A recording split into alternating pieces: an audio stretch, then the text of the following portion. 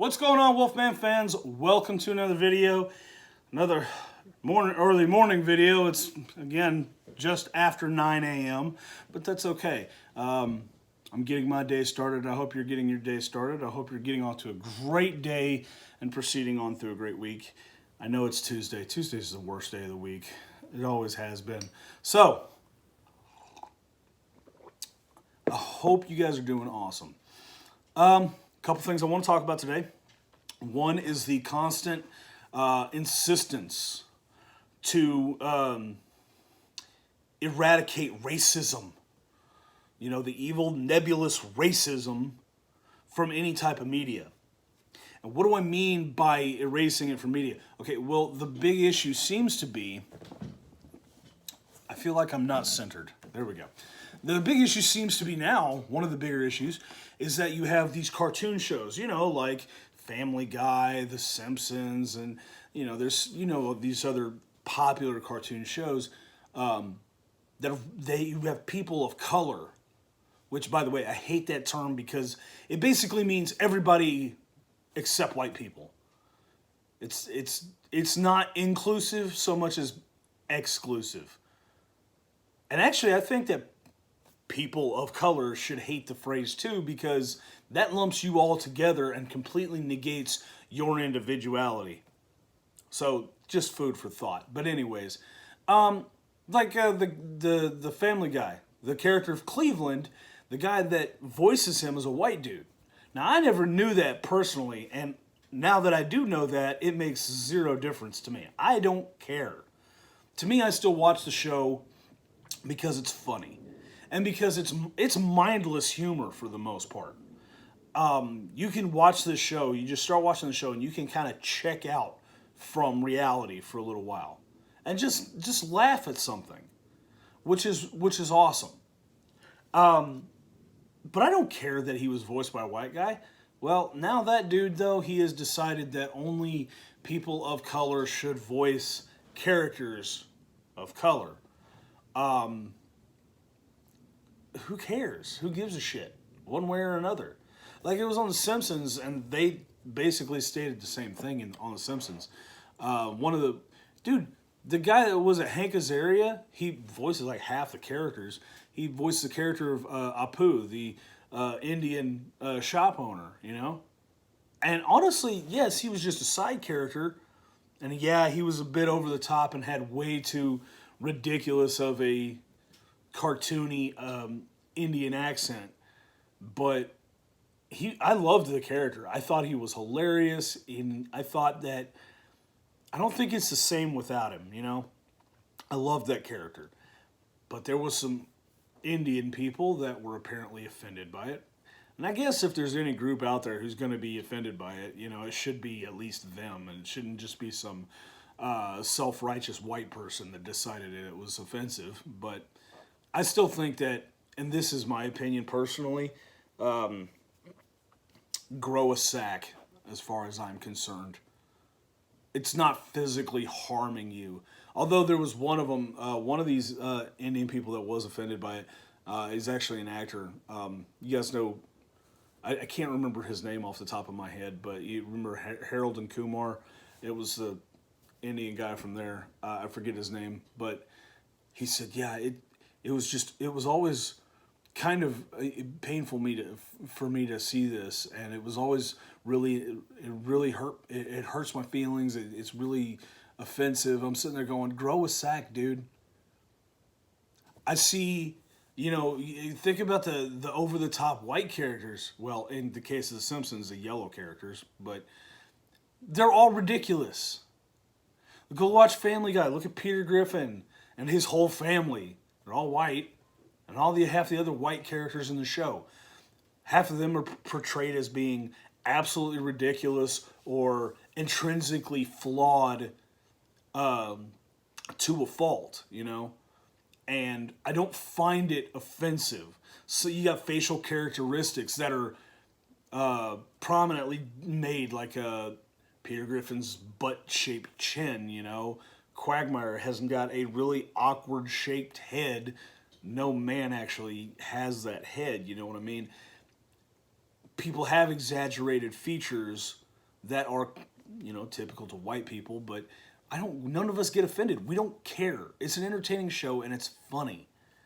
I wouldn't care if I found out one of the white characters was voiced by a black guy. Would I give a shit? No, I wouldn't. It wouldn't make a bit of difference.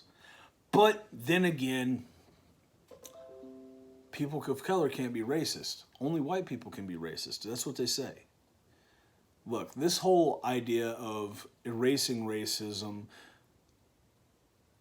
you guys are pointing at these little small stupid things and claiming racism.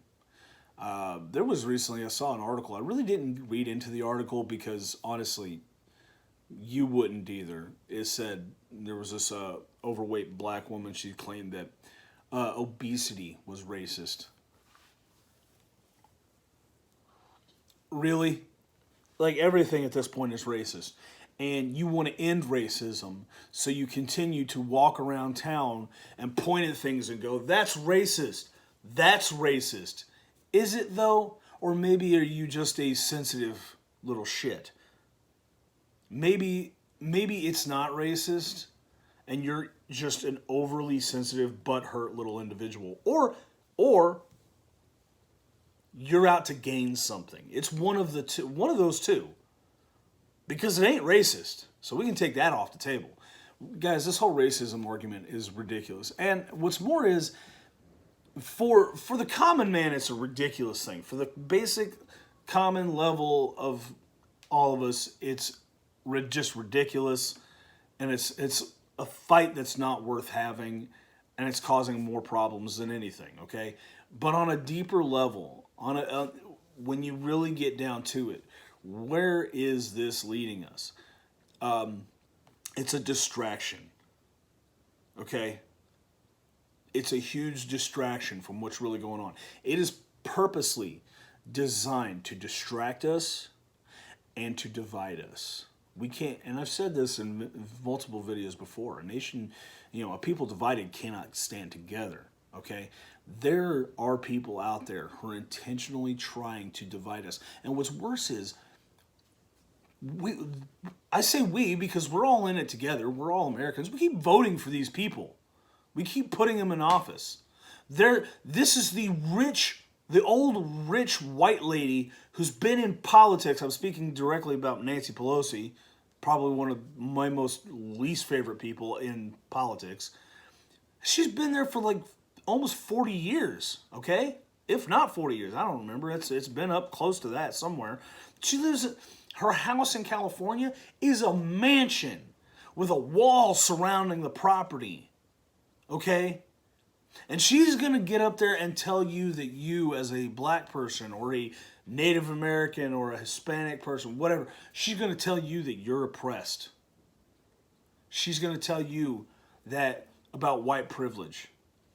I mean, does it really make a difference to you that she put on some kente cloth and kneeled to show solidarity, even though that was insanely offensive? Even to me, I'm like, that's kind of offensive. That's kind of jacked up. But are you feeling any solidarity with these old rich white assholes in Congress? Do you still really believe in the sincerity of good old, Alexandria Ocasio-Cortez? You still believe her? You still believe that she's Jenny from the block? No, she's not. She grew up in a pretty affluent neighborhood, a pretty wealthy family. They were well off at least. She didn't grow up in poverty. She didn't grow up in the ghetto. She wants to identify with those people. She wants to be part of that. I want you to think that that's where she came from, so you can, vote for her. You'll turn around and vote for her. But she's not that person.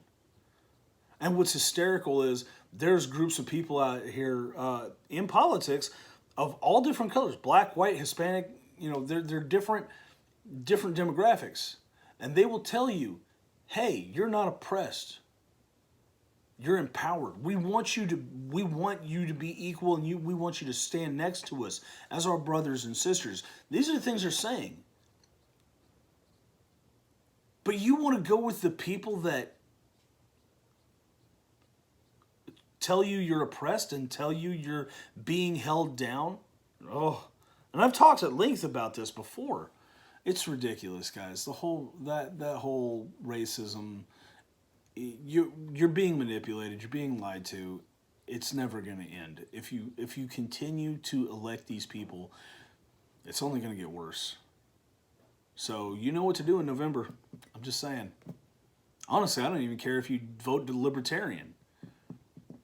Don't vote for the Democrats. Period.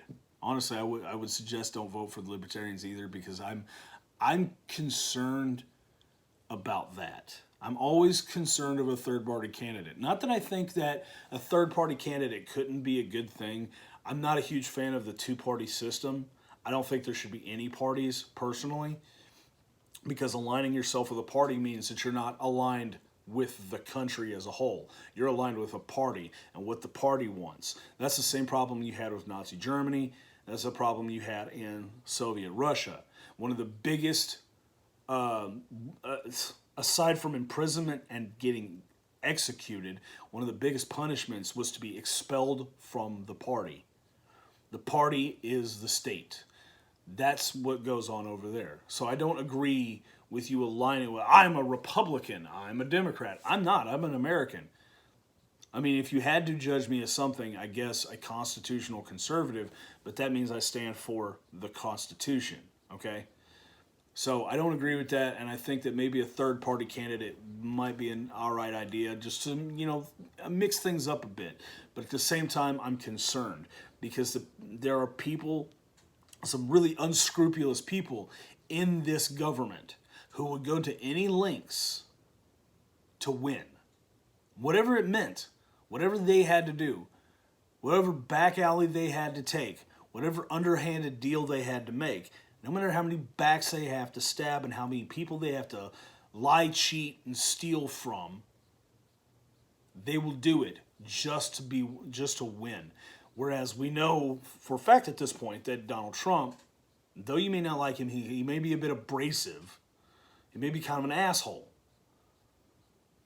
But he's doing what we elected him to do.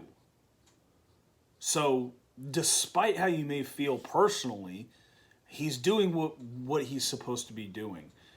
And we know what we can expect from the man. So, that's why I say that's where the vote should go, honestly. I think that's where my vote's going to go. I'll be honest. I didn't vote last time. I didn't know where to put. At this point, I had lost all faith in our system. I didn't want to vote for anybody because, you had Barack Obama and Mitt Romney. Those were our choices at one point. Like, I don't have faith in the system at all anymore. If those are my choices, really? But I gotta admit, this is the choice we have at this point. This is a choice we have, and we should take it. So I'm just saying, he's empowering. He wants all of us to be strong and work together to make this country better than it ever has been before. That's the goal. And if you really love this country, and I do, why wouldn't you want that?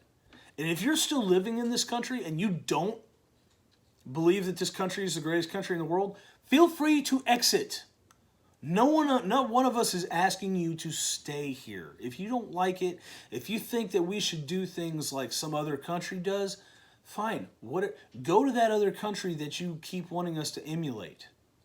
You won't because you're full of it. You won't because here you can get away with saying stuff like that. Here you can run amok and call it a protest and generally get away with it. Here you know that you get certain special privileges. You understand the kind of freedoms you get in this country and that you won't get it somewhere else. That's why you won't leave. Now, you'll try to change this country into something that it's not supposed to be. So either you want to change this country to a place where you as a individual have less freedom, or you're just out there running amok just because you can, just because you want to.